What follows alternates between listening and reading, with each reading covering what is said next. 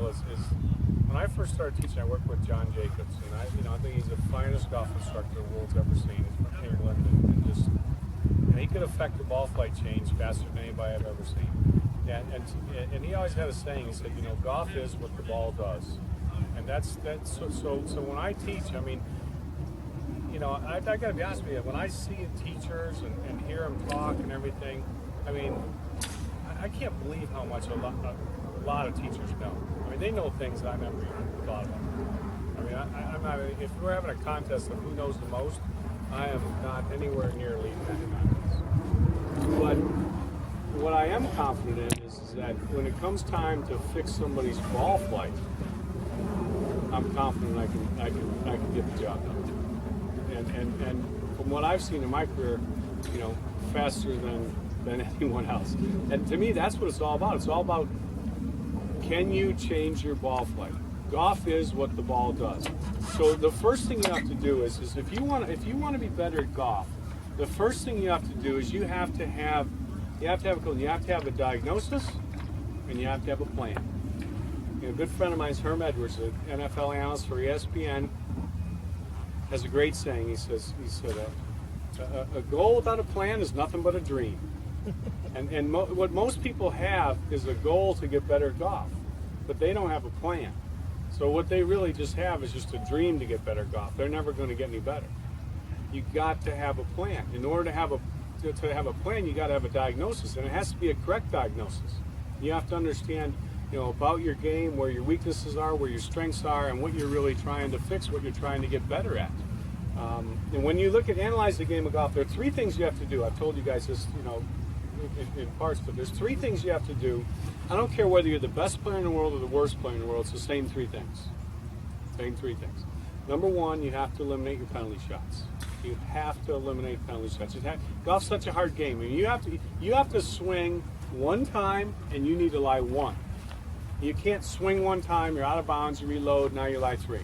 You hit it in the water, you drop, now you're hitting three. It's got to be one swing, you lie one. You have to eliminate penalty shots. Now, in order to do that, you got to eliminate your big miss. Whatever your big bad miss is, you got to eliminate that shot. Even at the highest level of the game, it's the same thing. I mean, you think of the last two Masters tournaments. 2 years ago, Bubba Watson wins. Phil Mickelson had 4 penalty shots, out of bounds, a lost ball on number 10 on Friday, and in the bushes, hacking out. To me, if you're in the bushes and you got to come out sideways, it's essentially a penalty shot. You've lost a shot, you haven't gained any yardage. So 4 penalty shots, loses by 2 shots. Last year at Augusta, Tiger has 4 penalty shots, loses by 2 shots. So even at the highest level of the game, penalty shots are an absolute killer. I mean, you just cannot overcome it. Okay? Second thing you have to do, you have to eliminate what I call 2 chips.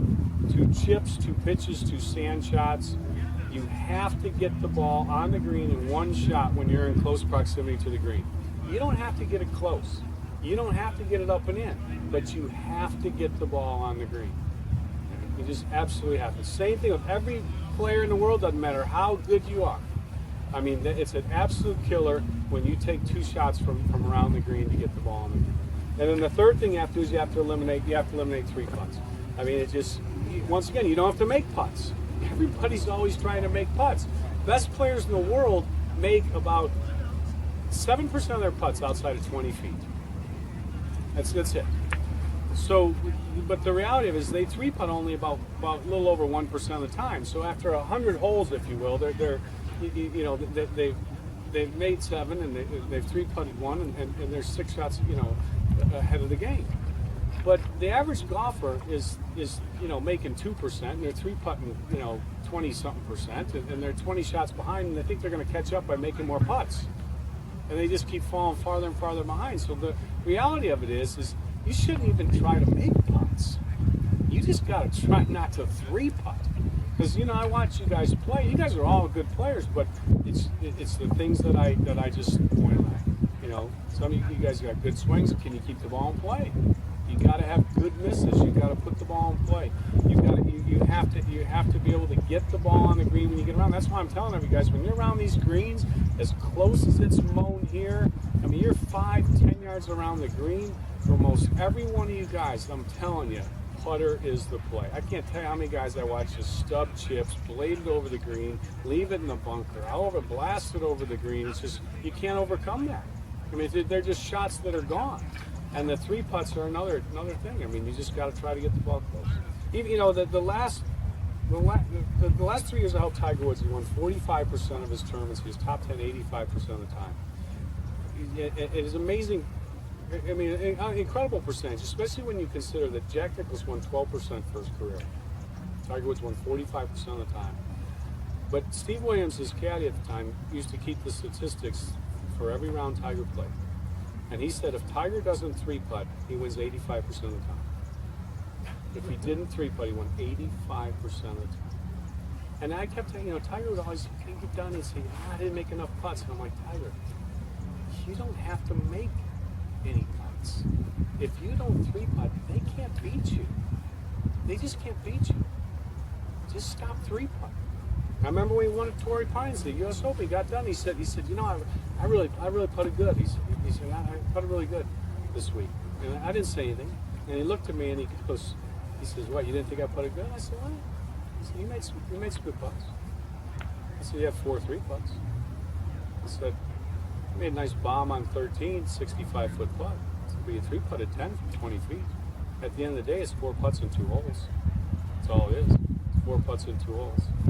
So I said, yeah, you made some good putts, but the 3 putts negate the putts you made. He said, because F you. But he got the picture, I think, and that's so. To me, that's one of the key statistics. If you look on the tour, one of the key statistics is 3-putt avoidance.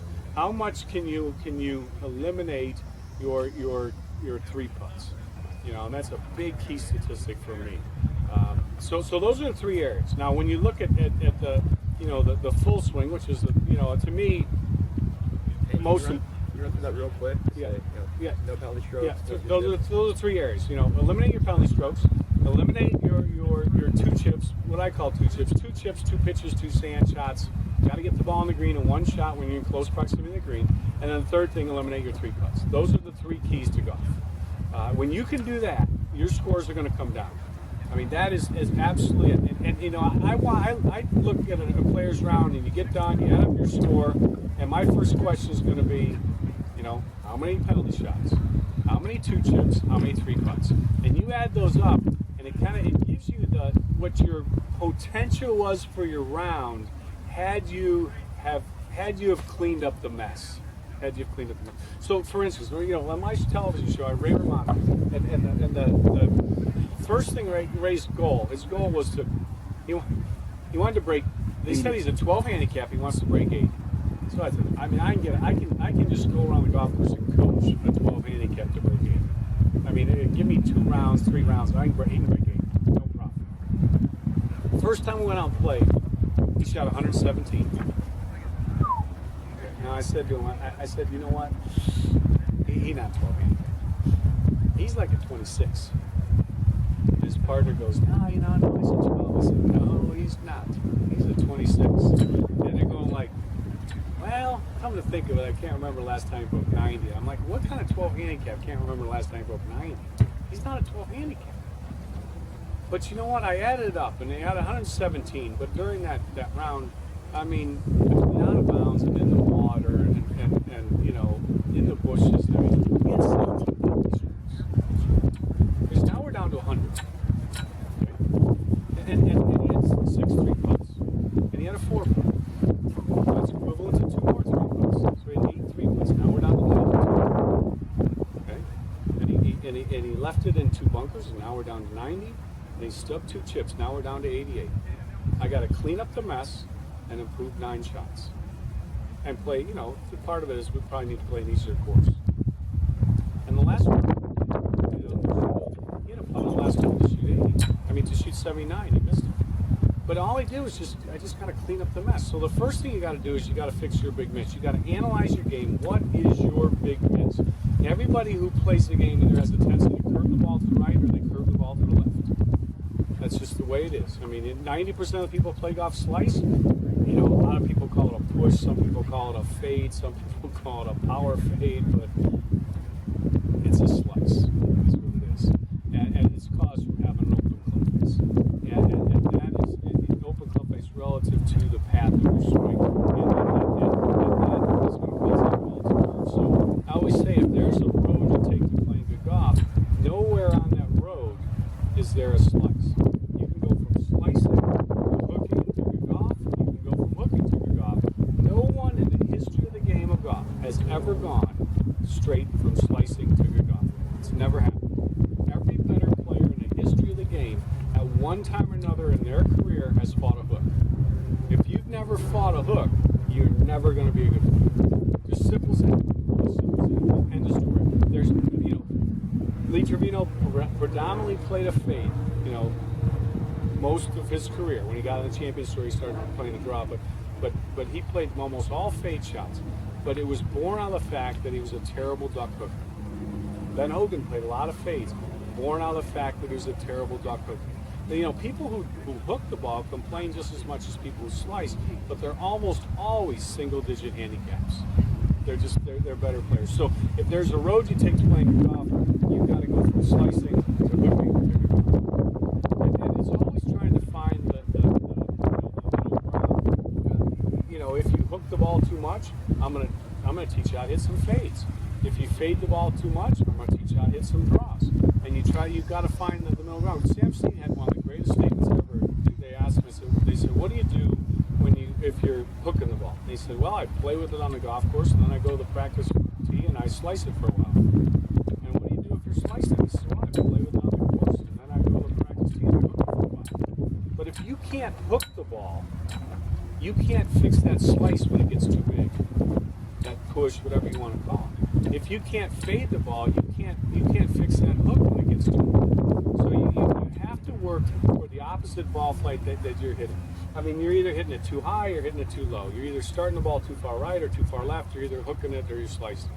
The only way it can go. So you diagnose your game. You figure out, what are my really bad shots? Most of your bad shots come with the driver, because the driver's the straightest space club. It's the one that's going to curve the most. It's the one that goes the farthest. That's the club that you've got to start first and foremost with, to eliminate those really bad shots, those really bad misses. And that's the key. You have to have some predictability in it. Using Tiger as an example, I mean, the years I helped him, and people would make the statement, his driving accuracy has gone down every year that Hank Haney worked with him. Okay? What they failed to mention is so has every other player on the PGA Tour. They failed to mention that part. And in fact, Tiger's went down less than other players, because everyone was hitting less fairways. Why? Because the ball's going farther, because the fairways are tighter, because they're harder to hit. The golf courses are longer. So the reality of it is that you're going to miss, but when you miss, you have to have predictability. You can't miss to the to the right or to the left when there's trouble over there. You got to miss in the right place. You have to be able to control your ball. Tom, you going? I am. Okay, bud. Run to the airport. All right, we're gonna say goodbye to you. Yeah. Hey, bud. Yeah. Call me on Wednesday. Yeah, We'll get we get it. together.